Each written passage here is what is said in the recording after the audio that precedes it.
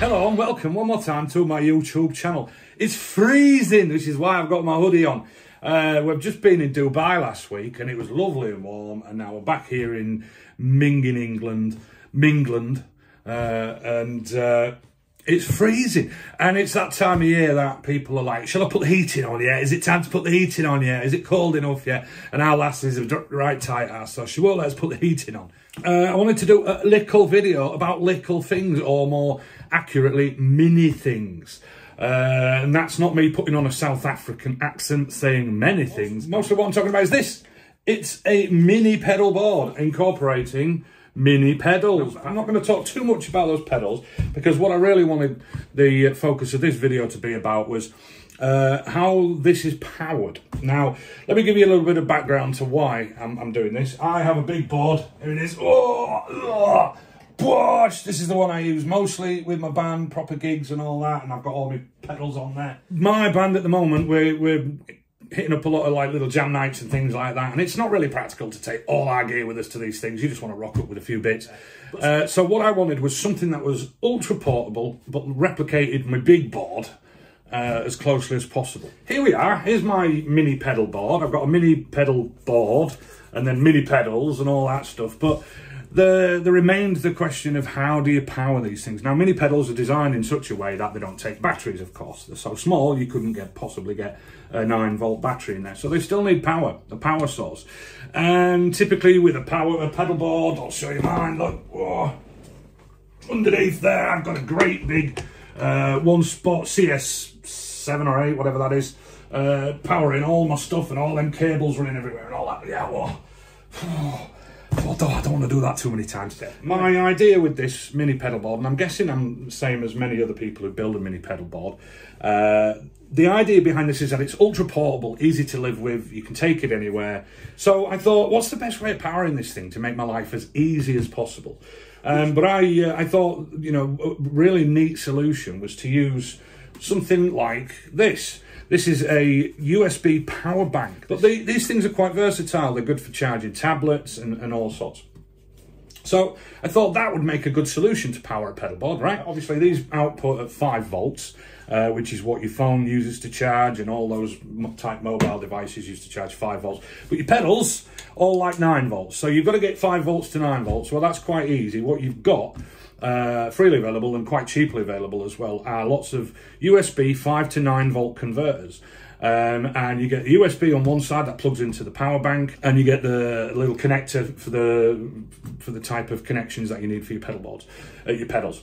The main reason I wanted to make this video is because I felt all the other videos I'd seen about people doing this, and a lot of the information I'd seen online about doing this, seemed to miss one important factor. I'm showing you this power bank because actually this was the first one that I got, and it didn't work, and I'll tell you why it didn't work. This is the important factor to consider.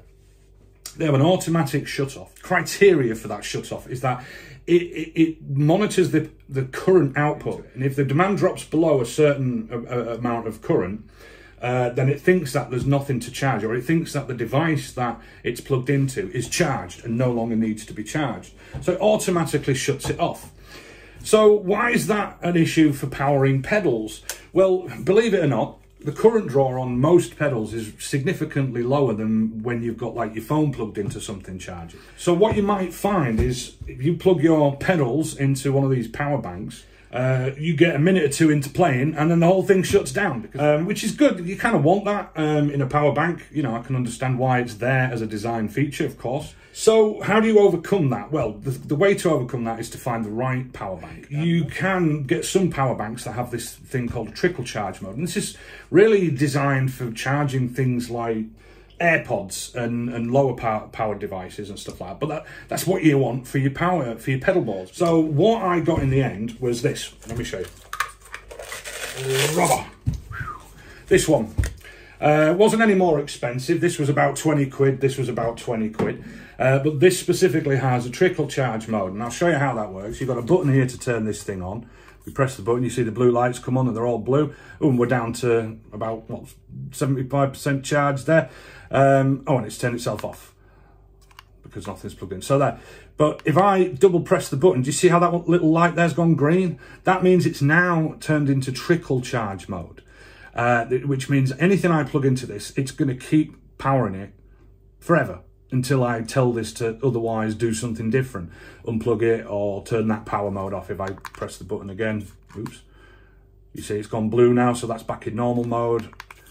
Double press the button, it's gone green again, so we're back into trickle charge mode. So that's what I did.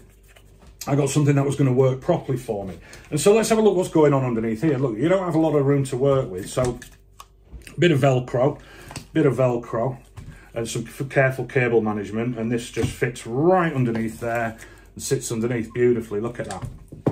And then there you can see, this is my, 5 to 9 volt adapter. We've got USB on one side, that just plugs straight into the thing, and then you've got this little connector here for connecting a daisy chain, and then you can daisy chain all your pedals to power, plug them into power and all that. Yeah, so great stuff, right? It works beautifully, absolutely perfectly. But that, and you can see now actually the pedals are powered on. I've got juice to them all. You can see all the lights coming on beautifully. Look at that. It works so well. It's ridiculous. And that will stay on now as long as I need it to until I turn that off, trickle mode. See, the light's gone blue now again. And if I left that alone now, it would just eventually power itself off after a few minutes. Or if I want to, and I do this for my own peace of mind, I just, boom, unplug that. And that will power itself off eventually. There you go, gone off now.